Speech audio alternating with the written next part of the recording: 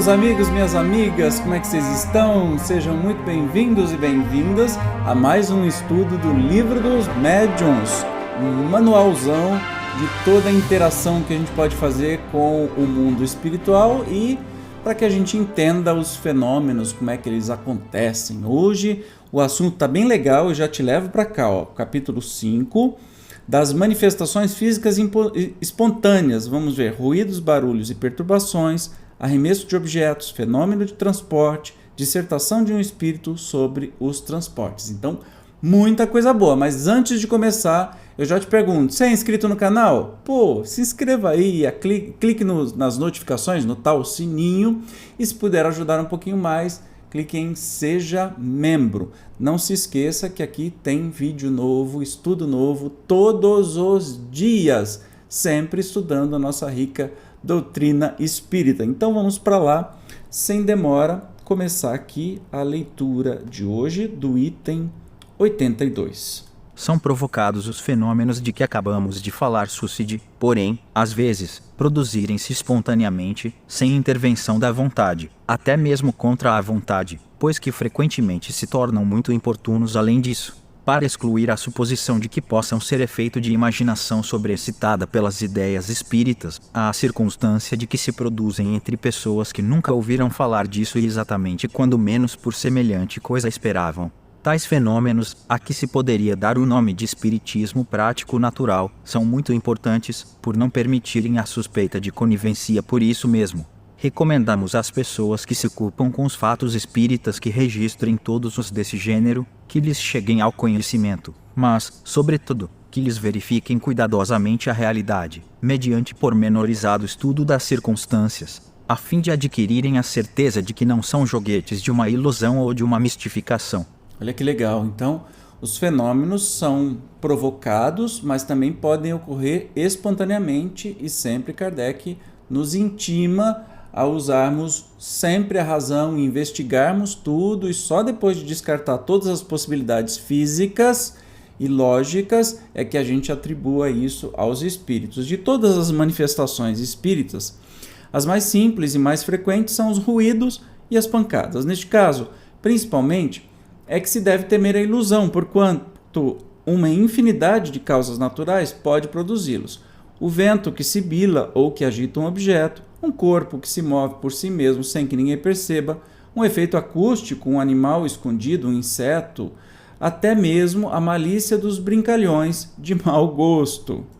Aliás, os ruídos espíritas apresentam um caráter especial, revelando intensidade e timbre muito variados, que os tornam facilmente reconhecíveis e não permitem sejam confundidos com os estalidos da madeira, com as crepitações do fogo ou com o tic-tac monótono do relógio. São pancadas secas, ora surdas, fracas e leves, ora claras, distintas, às vezes retumbantes, que mudam de lugar e se repetem sem nenhuma regularidade. De mecânica de todos os meios de verificação, o mais eficaz, o que não pode deixar dúvida quanto à origem do fenômeno é a obediência deste à vontade de quem o observa. Se as pancadas se fizerem ouvir num lugar determinado, se responderem, pelo seu número, ou pela sua intensidade, ao pensamento, não se lhes pode deixar de reconhecer uma causa inteligente. Todavia, a falta de obediência nem sempre constitui prova em contrário. Então a gente precisa sempre estar atento sobre os barulhos para investigar se não são barulhos naturais que acontecem. E uma das coisas muito interessantes para a gente fazer é perguntar, né, quando está esse barulho. Você é um amigo espiritual que está aqui? Se for, responda com 3 pancadas. E se essas pancadas acontecerem, aí vai estar evidente que não é mais um barulho. E ele diz assim, que não é um barulho natural. E diz assim também que estas pancadas, esses sons, são bem diferentes dos sons que a gente é acostumado a ouvir. Especialmente nessa época que não tinha eletricidade, tinha fogo, então barulho de crepitação, de vento, etc. e tal, mas que são barulhos diferentes de tudo aquilo que a gente conhece. E que nem sempre, quando a gente pede, esse barulho vai obedecer. Pode ser que é uma manifestação espiritual, mas que não vai nos obedecer. Isso pode acontecer também, tá? Admitamos agora que, por uma comprovação minuciosa, se adquira a certeza de que os ruídos, ou outros efeitos quaisquer, são manifestações reais, será racional que se lhes tenha medo não, de certo, porquanto, em caso algum, Nenhum perigo haverá nelas, só os que se persuadem de que é o diabo que as produz podem ser por elas abalados de modo deplorável, como são as crianças a quem se mete medo com o lobisomem ou o papão. Essas manifestações tomam, às vezes, forçoso é convir, proporções e persistências desagradáveis, causando aos que as experimentam o desejo muito natural de se verem livres delas. A este propósito, uma explicação se faz necessária. Então, é para dizer, né, ele já está aqui tranquilizando que estes ruídos, são manifestações que não vai nos ferir, não vai acontecer absolutamente nada. Claro que a gente, mantendo o nosso equilíbrio emocional, é como se tivesse uma manifestação. Eu lembrei aqui das manifestações contra o lockdown que acontecem aqui na frente da casa do prefeito, que enchem o saco pra caramba. Então podem ser persistentes, podem encher o saco pra caramba, mas não vão te fazer mal, além de te irritar e te tirar do sério, tá? E vamos compreender aqui o que ele disse sobre explicação se faz necessária. Dissemos atrás que as manifestações físicas têm por fim chamar-nos a atenção para alguma coisa e convencer-nos da presença de uma força superior ao homem. Também dissemos que os espíritos elevados não se ocupam com esta ordem de manifestações, que se servem dos espíritos inferiores para produzi-las, como nos utilizamos dos nossos serviçais para os trabalhos pesados, e isso com o fim que vamos indicar. Alcançado esse fim, cessa a manifestação material. Por desnecessário, um ou dois exemplos farão melhor compreender a coisa. Então, está explicando que manifestações físicas espontâneas, de barulho, etc. e tal, nunca virão dos espíritos evoluídos ou dos bons espíritos. Sempre é de espíritos maus ou zombeteiros, muito próximos da matéria, né? Aí ele vão dar um ou dois exemplos. Há muitos anos, quando ainda iniciava meus estudos sobre o espiritismo, estando certa noite entregue a um trabalho referente a esta matéria, pancadas se fizeram ouvir em torno de mim durante 4 horas consecutivas. Era a primeira vez que tal coisa me acontecia. Verifiquei não serem devidas a nenhuma causa acidental ou física, mas na ocasião foi só o que pude saber. Por essa época, tinha eu frequentes ensejos de estar com um excelente médium escrevente. Quem nos está falando isso é o Kardec, tá, gente? No dia seguinte, perguntei ao espírito, que por seu intermédio se comunicava, qual a causa daquelas pancadas era. Respondeu-me-lhe, o teu espírito familiar que te desejava falar, que ria de mim. Ele está aqui. Pergunta-lhe. Tendo o interrogado, aquele espírito se deu a conhecer sob um nome alegórico. Vim a saber depois, por outros espíritos, que pertence a uma categoria muito elevada e que desempenhou na Terra importante papel. Apontou erros no meu trabalho, indicando-me as linhas onde se encontravam. Deu-me úteis e sabios conselhos e acrescentou que estaria sempre comigo e atenderia ao meu chamado todas as vezes que o quisesse interrogar. A partir de então, com efeito, esse espírito nunca mais me abandonou. Dele recebi muitas provas de grande superioridade e sua intervenção benévola e eficaz me foi manifestar, assim nos assuntos da vida material, como no tocante às questões metafísicas. E olha que interessante, desde a nossa primeira entrevista, as pancadas cessaram. De fato, que desejava esse espírito? Pôr-se em comunicação regular comigo, mas para isso precisava me avisar. Dado o explicado aviso, estabelecidas relações regulares, as pancadas não se tornaram inúteis, daí o cessarem.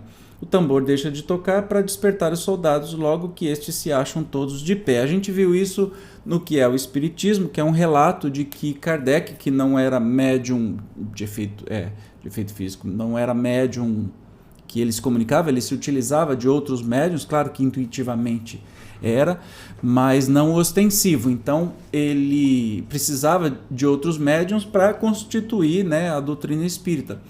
E que a primeira vez que aconteceu, ele escutou, tá vendo, um relato dele, 4 horas de pancadas, e aí no outro dia, como ele ia conversar com um médium, ele perguntou quem era que estava lá. E o espírito deu um nome qualquer, porque espírito evoluído não precisa de nome nenhum. Então sempre quando tem uma comunicação, você vai receber uma comunicação espírita e o espírito dá um nome pomposo, desconfie, certamente não é ele.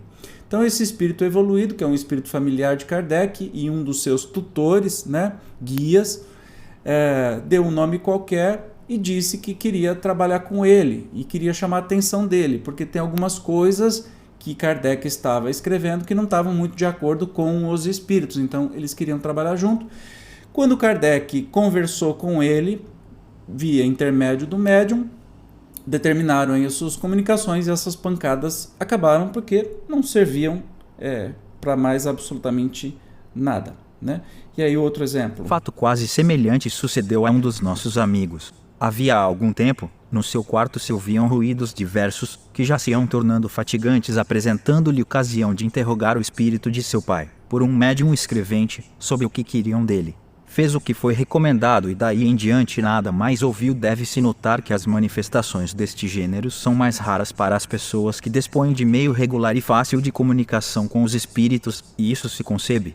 Foi uma maneira deles chamarem atenção para depois determinarem uma comunicação geral que ia acontecer dali para frente, né? Então, as manifestações espontâneas nem sempre se limitam a ruídos e pancadas, degeneram, por vezes, em verdadeiro estardalhaço e em perturbações. Móveis e objetos diversos são derribados, projetis de toda sorte são atirados de fora para dentro, portas e janelas são abertas e fechadas por mãos invisíveis, ladrilhos são quebrados, o que não se pode levar à conta da ilusão. Muitas vezes o derribamento se dá de fato, doutras, porém, só se dá na aparência. Ouvem-se vozerios em aposentos contíguos, barulho de louça que cai e se quebra com estrondo, cepos que rolam pelo assoalho. Correm as pessoas da casa e encontram tudo calmo e em ordem. Mal saem, recomeça o tumulto. Inclusive, estas manifestações foram muito comuns até antes de Kardec com as irmãs Fox e nos Estados Unidos, muita coisa nesse sentido de virar um pandemônio na casa, com pedras arremessadas e um monte de coisa. Tem muitos contos. Lembrando que sempre para isso tem que ter um médium de efeito físico no lugar, ok? Mas vamos continuar aqui. As manifestações desta espécie não são raras, nem novas. Poucas serão as crônicas locais que não encerrem alguma história desta natureza. É fora de dúvida que o medo tem exagerado muitos fatos que, passando de boca em boca, assumiram proporções gigantescamente ridículas com o auxílio da superstição. As casas onde eles ocorrem foram tidas como assombradas pelo diabo, e daí todos os maravilhosos ou terríveis contos de fantasmas. Por outro lado, a velhacaria não consentiu em perder tão bela ocasião de explorar a credulidade, e quase sempre para a satisfação de interesses pessoais. Aliás, facilmente se concebe que impressão podem fatos desta ordem produzir, mesmo dentro dos limites da realidade, em pessoas de caracteres fracos e predispostas, pela educação, a alimentar ideias supersticiosas. O meio mais seguro de obviar aos inconvenientes que possam trazer, visto não ser possível impedir-se que se deem, consiste em tornar conhecida a verdade. Em coisas terríficas se convertem as mais simples. Quando se lhes desconhecem as causas, ninguém mais terá medo dos espíritos quando todos estiverem familiarizados com eles, e quando os a quem eles se manem festam já não acreditem que estão às voltas com uma legião de demônios. Eu não vou lembrar exatamente da história, porque realmente, como eu disse para vocês, eu estudo junto com você e não me preparo antes, no sentido de, não é uma palestra, é um estudo conjunto, mas eu sou péssimo para lembrar nome, lugar, etc e tal, mas assim, antes de Kardec, teve um fato muito interessante de manifestações físicas, assim, de quase que enlouquecer os donos de uma casa. Eu não sei se eram com as irmãs Fox ou com outros médiuns famosos, se eu não me engano, nos Estados Unidos também, que depois é que foram descobrir que a manifestação era de um espírito de um vendedor ambulante que tinha sido assassinado naquela casa e concretado na parede da casa. E que enquanto não chegaram ao seu corpo, e que ele mostrou por meio de ruídos, barulhos e depois de comunicações onde estava o seu corpo, e que eles fizeram um enterro decente, etc. Claro que um espírito mais de baixo nível, revoltadíssimo, que tinha sido morto e tal, que queria fazer isso, mas é muito comum que isso aconteça. Então, quando se acontecer estes fenômenos, que aqui Kardec nos diz que é absurdamente comuns, né? E hoje a gente sabe que também esses fenômenos são comuns. Quando se conhece a causa, esses fenômenos cessam. E evidentemente que o mais certo a fazer é se conhecer, estabelecer contato sério com médiuns respeitáveis, e que as coisas fluem para um bom caminho. Na Revista Espírita se encontram narrados muitos fatos autênticos deste gênero, entre outros a história do espírito batedor de Bergzabern, cuja ação durou 8 anos, números de maio, junho e julho de 1858, a de Beusdorf, agosto de 1858, a do Padeiro das Grandes Vendas, perto de Dieppe, março de 1860, a da Rua des Noyers, em Paris, agosto de 1860, a do Espírito de Castelnaudary, sob o título de História de um Danado, fevereiro de 1860, a do Fabricante de São Petersburgo, abril de 1860, e muitas outras. Ele está falando aqui dos meses, para quem não conhece, esta é a Revista Espírita, que era uma revista mensal que durou 11 anos, se eu não me engano, e que Kardec escrevia, e cada mês tinha uma brochura que eles mandavam e as pessoas liam e estudavam. Então teve muitos relatos dos espíritos batedores, né? Que olha só, espírito batedor de Bergzabern, que durou 8 anos, estão nos números de maio, junho e julho de 1858. Aqui eu estou com a de 1868, ela é separada por meses, para quem se interessa, é só fazer o download lá no site da FEB, tem todas as revistas espíritas, dá para acompanhar estes fatos acontecendo. Mas vamos continuar aqui no nosso estudo de hoje.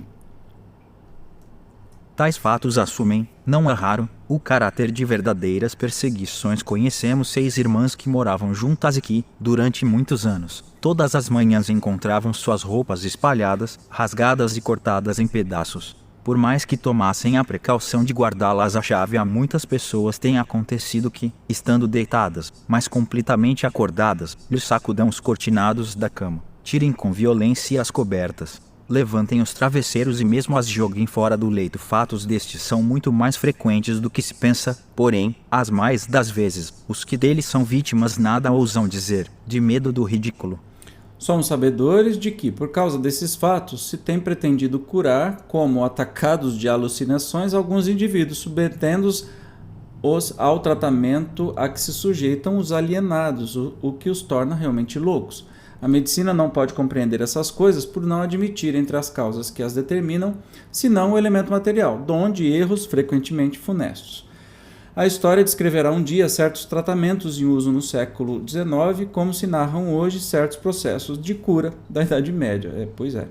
Admitimos perfeitamente que alguns casos são obra da malícia ou da malvadez. Porém, se tudo bem averiguado, provado ficar que não resultam da ação do homem, deve-se a convir em que são obra ou do diabo, ou como dirão uns, ou dos espíritos, como dizemos nós. Mas de que espíritos? Então, será que isso está acontecendo com você? Comente aqui, tá? Porque isso não é vergonha nenhuma, não é problema nenhum, muito pelo contrário, é uma experiência interessante que você provavelmente vai conseguir resolver. E não precisa ficar assustado, de jeito nenhum, tá? Podemos resolver. Então, que espíritos é que provocam isso? É isso que a gente vai enxergar aqui, entender no item 90. Os espíritos superiores, do mesmo modo que, entre nós, os homens retos e sérios, não se divertem a fazer charivaris, temos por diversas vezes chamado aqueles espíritos, para lhes perguntar por que motivo perturbam assim a tranquilidade dos outros. Na sua maioria, fazem-no apenas para se divertir. São espíritos mais levianos do que maus, que se riem dos terrores que causam e das pesquisas inúteis que se empreendem para a descoberta da causa do tumulto. Agarram-se com frequência a um indivíduo, comprazendo-se em o atormentarem e perseguirem de casa em casa. Doutras vezes, apegam-se a um lugar, por mero capricho também, não é raro, exercem por essa forma uma vingança, como teremos ocasião de ver. Vingança, Zezinho, é vingança. Eu não sei ensinar ele a ler ainda, mas enfim. Então, são espíritos muito mais levianos do que maus. Então, primeiro, não há nada que se preocupar se isso estiver acontecendo com você, né? O que eles se divertem é ver você morrendo de medo. Se você não liga, provavelmente isso não vai continuar a acontecer. Em alguns casos, mais louvável é a intenção a que cedem. Procuram chamar a atenção e pôr-se em comunicação com certas pessoas, quer para lhes darem um aviso proveitoso, quer com o fim de lhes pedirem qualquer coisa para si mesmos. Muitos temos visto que pedem preces, outros que solicitam o cumprimento, em nome deles, de votos que não puderam cumprir, outros, ainda, que desejam, no interesse do próprio repouso, reparar uma ação má que praticaram quando vivos. Olha que coisa interessante. Então, a partir daí a gente começa a entender que a melhor forma da gente lidar com essas manifestações é o amor. A partir do momento que você reconhece essas manifestações e que isso está perturbando, você emitir pensamentos amorosos para esse espírito, dizendo assim, olha, não precisa fazer isso, se você estiver precisando de ajuda, eu posso ajudar, vamos estabelecer uma comunicação e que as coisas vão melhorar com certeza se você não o encarar como um demônio, né? Então, não precisa ter medo. Em geral, é um erro ter-se medo. A presença desses espíritos pode ser importuna, porém não perigosa. Concebe-se, aliás, que toda a gente deseja ver-se livre deles, mas, geralmente, as que isso desejam fazem o contrário do que deveriam fazer para consegui-lo. Se trata de espíritos que se divertem, quanto mais a sério se tomarem as coisas, tanto mais eles persistirão, como crianças travessas que tanto mais molestam as pessoas, quanto mais estas se impacientam, e que metem medo aos poltrões. Se todos tomassem o alvitre sensato de rir das suas partidas, eles acabariam por se cansar e ficar quietos. Olha que interessante. Conhecemos, então, não precisa ter medo, não é perigoso. Conhecemos alguém que, longe de se irritar, os excitava, desafiando-os a fazerem tal ou tal coisa, de modo que, ao cabo de poucos dias, não mais voltavam. Ah, que legal isso, gente. Eu não tinha lembrado disso. Porém, como dissemos acima, alguns aqui assim procedem por motivo menos frívolo. Daí vem que é sempre bom saber se o que querem se pedem qualquer coisa. Pode-se estar certo de que, satisfeitos os seus desejos, não renovarão as visitas. O melhor meio de nos informarmos a tal respeito consiste em evocarmos o espírito por intermédio de um bom médium escrevente. Pelas suas respostas, veremos imediatamente com quem estamos às voltas e obraremos de conformidade com o esclarecimento colhido. Se trata de um espírito infeliz, manda a caridade que lhe dispensemos as atenções que mereça. Se há um engraçado de mau gosto, podemos proceder desembaraçadamente com ele. Se um malvado, devemos rogar a Deus que o torne melhor. Qualquer que seja o caso, a prece nunca deixa de dar bom resultado. As fórmulas graves de exorcismo, essas os fazem rir, nenhuma importância lhes ligam. Sendo possível entrar em comunicação com eles, deve-se sempre desconfiar dos qualificativos burlescos ou apavorrantes que dão a si mesmos, para se divertirem com a credulidade dos que acolhem como verdadeiros tais qualificativos. Entendeu? Isso eu aprendi no meu trabalho mediúnico que eu fazia. Agora nós estamos em pandemia, não tem jeito de fazer, mas lá no GEOL, Grupo Espírito Orvalho de Luz, que é amor. Conversar com o amor. O espírito chegava muito alterado, muito raivoso, e com o amor que era tratado, muitos desses ficavam até surpresos com o amor e respeito que a gente os tratava, não a gente, eu, mas quem estava lá falando com ele.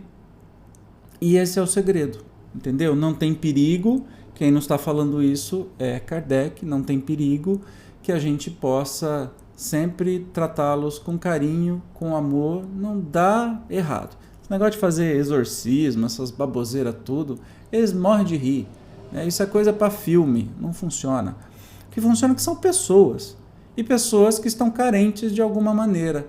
E quando você, de coração, não só automaticamente, mas de coração, conversa com eles, mesmo que mentalmente, ou até verbaliza, de uma maneira verdadeira e amorosa, a gente os desarma.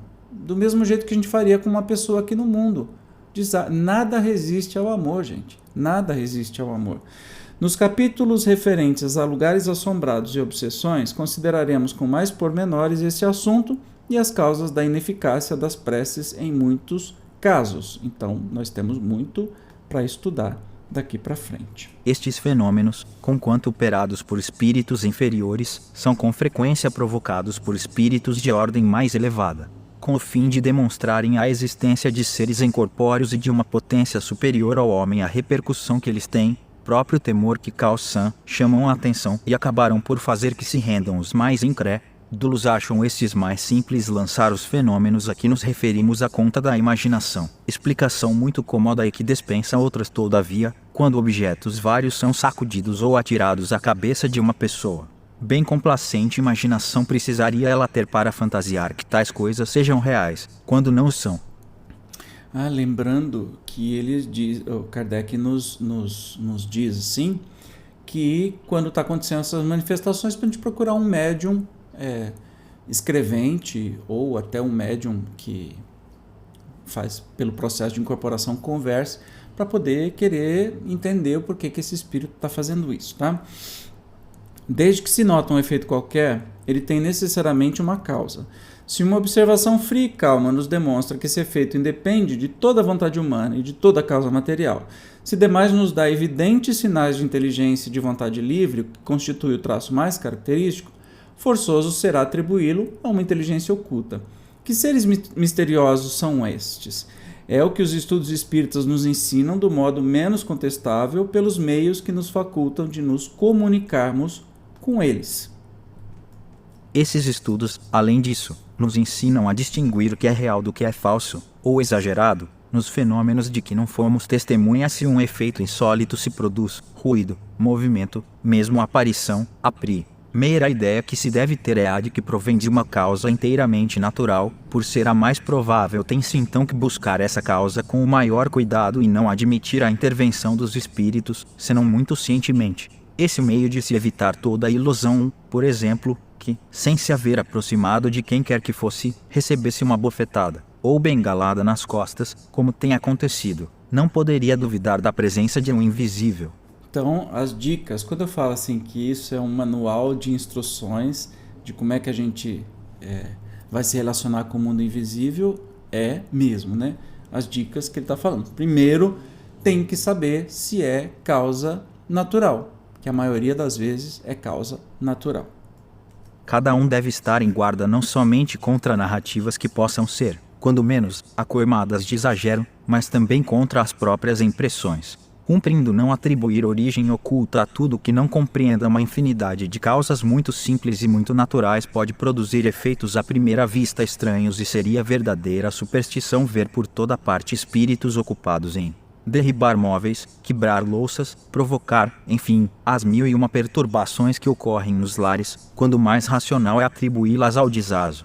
Então, primeiro, de novo, causas naturais. A gente tem que se certificar que não é qualquer coisa que é dos espíritos, não, viu, gente? A grande maioria não é. Então tem que ter a certeza disso. A explicação dada do movimento dos corpos inertes se aplica naturalmente a todos os efeitos espontâneos a que acabamos de passar em revista. Os ruídos, embora mais fortes que as pancadas na mesa, procedem da mesma causa. Os objetos derribados ou deslocados o são pela mesma força que levanta qualquer objeto. Há mesmo aqui uma circunstância que apoia esta teoria poder-se-ia perguntar onde, nessa circunstância, o médium. Os espíritos nos disseram que, em tal caso, há sempre alguém cujo poder se exerce a sua revelia. As manifestações espontâneas muito raramente se dão em lugares ermos. Quase sempre se produzem nas casas habitadas e por motivo da presença de certas pessoas que exercem a influência, sem que o queiram. Essas pessoas ignoram possuir faculdades mediúnicas, razão por que lhes chamamos médiuns naturais são, com relação aos outros médiuns, o que os sonâmbulos naturais são relativamente aos sonâmbulos magnéticos e tão dignos, como aqueles de observação. Então, nunca as manifestações se dão em lugares ermos, né? Precisam, lembra, a gente está entendendo então, cada vez mais, que precisam de um médium, mesmo que esse médium não tenha ideia de que seja um médium. E aqui estão chamando de médiuns naturais, tá? Então, é uma coisa que fica muito, muito clara. Não existe mágica. A intervenção voluntária ou involuntária de uma pessoa dotada de aptidão especial para a produção destes fenômenos parece necessária, na maioria dos casos, embora alguns haja em que, ao que se afigura, o espírito obra por si só.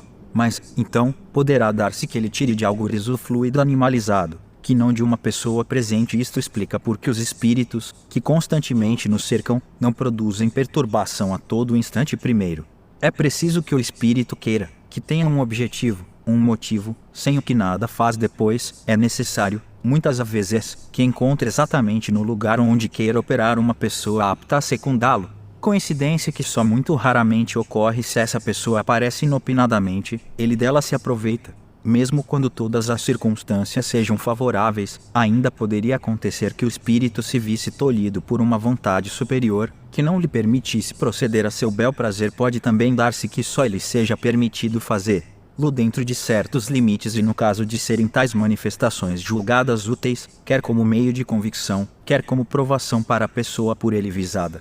Então, essa intervenção pode ser com o conhecimento do médium estimulada ou pode ser que o médium nem sabe, tá? E para que aconteçam as manifestações é preciso que o espírito queira fazer e que tenha permissão de fazer, né? Então aí a gente entra com a permissão divina e também a permissão de espíritos superiores que controlam estes espíritos. Às vezes a intenção é boa, de despertar para alguma coisa, de chamar atenção para alguma coisa. Tá? É isso que Kardec está nos falando. A esse respeito, apenas citaremos o diálogo provocado a propósito dos fatos ocorridos em junho de 1860 na rua de Noyer, não sei como é que fala, em Paris. Encontrar-se-ão os pormenores do caso na Revista Espírita, número de agosto de 1860. Então, nós vamos ver aqui, para finalizar o encontro de hoje, um resumo de uma dessas manifestações que aconteceram. Para quem está interessado, busque lá a edição de agosto de 1860 da Revista Espírita. Então, a pergunta que se faz é a São Luís: quererias ter a bondade de nos dizer se são reais os fatos que se dizem passados na rua de Noyer? Quanto à possibilidade deles se darem, disso não duvidamos. Então, estou perguntando para São Luís se é de fato verdadeiro. São reais esses fatos, simplesmente a imaginação dos homens os exagerará, seja por medo, seja por ironia. Mas, repito, são reais. Produz essas manifestações um espírito que se diverte um pouco à custa dos habitantes do lugar. Então, são reais. Haverá na casa alguma pessoa que dê causa a tais manifestações, ou seja, algum médium de efeito físico? Elas são sempre causadas pela presença da pessoa avisada. É que o espírito perturbador não gosta do habitante do lugar onde ele se acha. Trata então de fazer-lhe maldades, ou mesmo procura obrigá-lo a mudar-se. Perguntamos se entre os moradores da casa alguém há que seja causador desses fenômenos por efeito de uma influência mediúnica espontânea e involuntária. É mais ou menos a mesma pergunta que foi feita antes, né? Necessariamente assim é, pois, sem isso, o fato não poderia dar-se. Um espírito vive num lugar que lhe é predileto, conserva-se inativo, enquanto nesse lugar não se apresenta uma pessoa que lhe convenha. Desde que essa pessoa surge, começa ele a divertir-se quanto pode. Será indispensável a presença dessa pessoa no próprio lugar? Esse é o caso mais comum e é o que se verifica no de que tratas. Por isso foi que eu disse que, a não ser assim, o fato não teria podido produzir-se. Mas eu não pretendo generalizar. Há casos em que a presença imediata não é necessária. Sendo sempre de ordem inferior esses espíritos, constituirá presunção desfavorável a uma pessoa a aptidão que revele para lhe servir de auxiliar? Isso não denuncia uma simpatia para com os seres dessa natureza? Não é precisamente assim, porquanto essa aptidão se acha ligada a uma disposição física. Contudo, denuncia frequentemente uma tendência material, que seria preferível não existisse, visto que, quanto mais elevado moralmente é o homem, tanto mais atrai a si os bons espíritos que, necessariamente, afastam os maus. Então a gente começa a entender que nessas manifestações também tem um pouquinho de responsabilidade da própria pessoa que está levando, né? Que está sendo zoada aí. Porque se a gente mantém o nosso pensamento elevado, a gente sempre afasta os maus espíritos, incluindo estes zombeteiros. Onde vai o espírito buscar os projetos de que se serve? Deve ser as coisas que taca, né? Os diversos objetos que lhe servem de projetis são, as mais das vezes, apanhados nos próprios lugares dos fenômenos, ou nas proximidades. Uma força provinda do espírito os lança no espaço e eles vão cair no ponto que o mesmo espírito indica. Olha que interessante, aí nós estamos falando até de materializações e desmaterializações.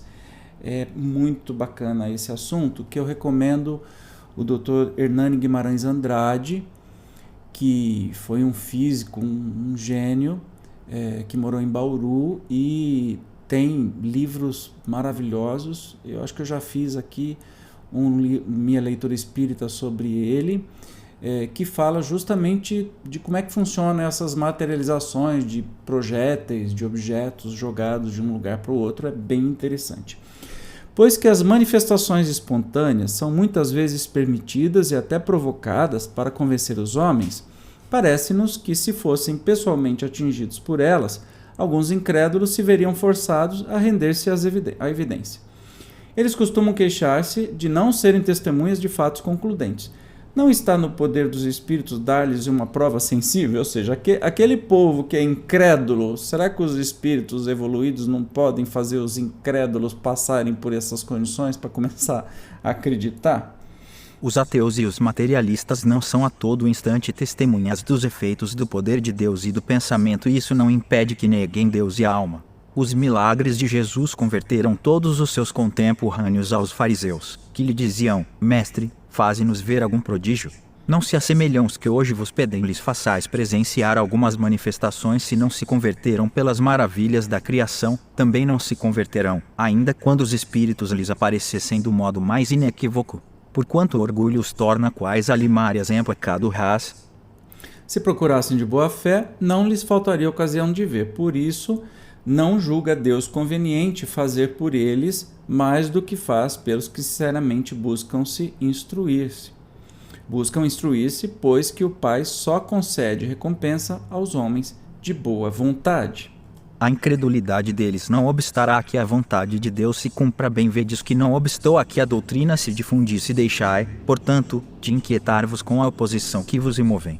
Essa oposição é, para a doutrina, o que a sombra é para o quadro. Maior relevo lhe dá que mérito teriam eles. Se fossem convencidos à força, Deus lhes deixa toda a responsabilidade da teimosia em que se conservam, e essa responsabilidade é mais terrível do que podeis supor. Felizes os que creem sem ter visto, disse Jesus, porque esses não duvidam do poder de Deus. Então, na época de Jesus tinha muita gente, os hipócritas, fariseus, pediam para que Jesus fizesse milagre para testar e mesmo assim não acreditavam. Hoje em dia nós temos os negacionistas, tem gente que acha que a Terra é plana, tem gente que acha que o homem nunca chegou na Lua, Marte nem se fala, né? O homem não chegou, mas os nossos brinquedinhos estão lá.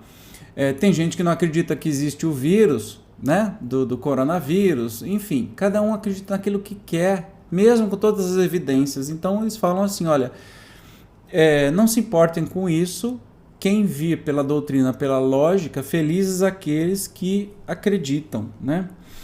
Aí continuam perguntando: achas que convém evoquemos o espírito a que nos temos referido para lhe pedirmos alguma explicação? Ou seja, você acha interessante que a gente pode evocar esse espírito para conversar com ele? Evoca-o, se quiseres, mas é um espírito inferior, que só te dará respostas muito insignificantes. Então daí eles fizeram a evocação deste espírito. Olha lá, diálogo com o espírito perturbador da rua de Noyers. Então, diante da evocação, o espírito responde: que tinhas de me chamar, queres umas pedradas? Então, aqui, se havia de ver um bonito salve-se quem puder, não obstante o teu ar de valentia. Como é um espírito perturbador, a gente vai ter as respostas mais idiotas possíveis e mais grossas. Pergunta: quando mesmo nos atirasses pedras aqui, isso não nos amedrontaria. Até te pedimos positivamente que, se puderes, nos atires algumas. Muito bom. Aqui talvez eu não pudesse, porque tens um guarda a velar por ti. Eles estavam numa casa espírita e que tinha espírito superior que não deixaria ele fazer esse regaço. Terceira: havia na rua de Noé alguém que, como auxiliar, facilitava as partidas que pregava aos moradores da casa? Certamente, achei um bom instrumento e não havia nenhum espírito douto, sábio e virtuoso para me embaraçar, porque sou alegre, gosto às vezes de me divertir. E qual pessoa te serviu de instrumento? Uma criada. Olha só que interessante. Era malgrado seu que ela te auxiliava? Sim, pobre. era a que mais medo tinha. Ou seja, ele se utilizava esse espírito, primeiro essa educação, né? Já começa assim, quer que eu te atire umas pedras quando ele foi evocado? Por que vocês estão me chamando aqui?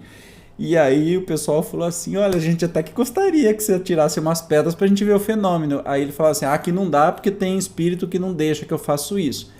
Mas e na casa que você faz? Lá não tem nenhum espírito doutor e sábio que me impede. E que tem uma pessoa que te serviu de instrumento? Sim, uma criada. E ela sabia que você estava ajudando, que ela estava te ajudando? Ele falou assim, era a que mais medo tinha, quer dizer, se divertia mais ainda. Procedias assim, com algum propósito hostil, ou seja, ele estava fazendo para matar, de fazer alguma coisa a alguém? Não nenhum propósito hostil me animava. Mas os homens, que de tudo se apoderam, farão que os fatos redundem em seu proveito. Ou seja, ele estava brincando. O que queres dizer com isso? Não te compreendemos. Olha. Eu só cuidava de me divertir. Vós outros, porém, estudareis a coisa e tereis mais um fato a mostrar que nós existimos. Então ele estava só se divertindo e está servindo como estudo aqui para o Kardec e a doutrina. Dizes que não alimentavas nenhum propósito hostil, entretanto quebraste todo o ladrilho da causa. Causaste assim um prejuízo real. É um acidente. Olha que curioso. Como é um espírito imperfeito e brincalhão, tem coisa que acontece que deu errado. Onde foste buscar os objetos que atiraste? São objetos muito comuns acheios no pátio e nos jardins próximos. Olha que interessante. Achaste-os ou fabricaste algum? Não criei nem compus coisa alguma. E se não os houvesse encontrado, teria podido fabricá-los? Fora mais difícil, porém, a rigor. Misturam-se matérias e isso faz um todo qualquer. Agora, dize-nos, como os atiraste? Isto é mais difícil de explicar. Busquei auxílio na natureza elétrica daquela rapariga. Juntando a minha, que é menos material, podemos assim os dois transportar os diversos objetos. Ele está falando da empregada lá, né? Vais dar-nos de boa vontade, assim o esperamos, algumas informações acerca da tua pessoa? Dize-nos primeiramente, se já morreste há muito tempo. Há muito tempo, há bem 50 anos. Então o espírito já tinha morrido fazia 50 anos.